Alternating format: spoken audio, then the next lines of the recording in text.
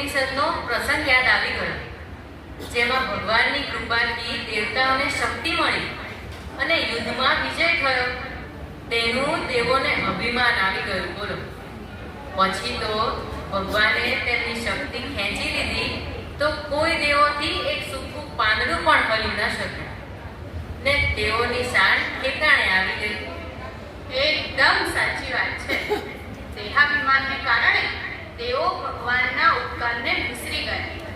આ દેહાભિમાન રૂપી અસુર દેવોને તો હેરાન કરે જ છે, પણ જો ભગવાનનો ભક્ત જાણપણ ચૂકે તો તે પણ માનરૂપી અસુરના મુખનો ગ્રાસ બની જતો હોય છે. હા, આ કેસ પરથી એટલું તો સમજાય છે કે જેના બળ અને આશીર્વાદથી વ્યક્તિ સફળતાના ઉચ્ચ શિખરો સર કરે છે, પોતાનામાં વિવિધ પ્રકારની આવડત મેળવે છે, તેવા ભગવાન અને સંતના અનંત ગણા ગુણને દેહાભિમાનના કારણે ભૂલી ન જવા જોઈએ.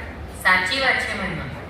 અને ભગવાન ને સંત કદાચ પોતે આપણા માનનું ખંડન ન કરે તો કોઈકને નિમિત્ત બનાવીને પણ કરે.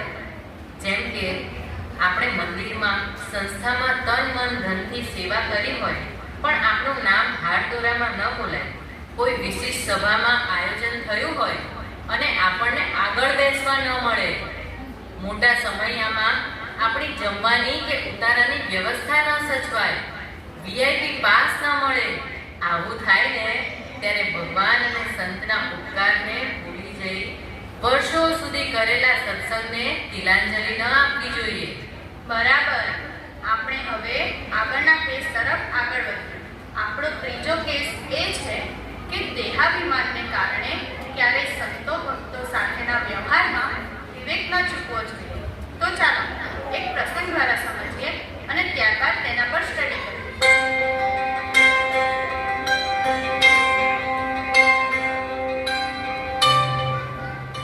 અરે વાહ, આજે તો મહંતસાઈ મહારાજ પધારવાના છે.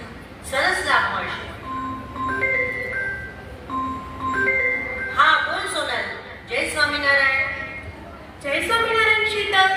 બાપાની સ્વાગત સભામાં આવવાની છે ને? અલી બહુ ભીડ હશે હો, એટલે વહેલા જવું પડશે. અને આપણે સાથે જ જવું છે ને? ઓ કમન સોનલ, મારે કઈ વહેલા જવાની જરૂર નથી. ખબર છે તને અમારી કેટલી મોટી સેવા છે? મને તો પહેલી જ લાઈનમાં જગ્યા મળી જ જશે. અને હા, તમે લોકો વહેલા પહોંચી જાય. ચલ ચલ, હું અત્યારે મારે થોડું કામ છે. જય સ્વામિનારાયણ. મને આગળ બેસવા માટે કોણ ના પાડવાનું છે?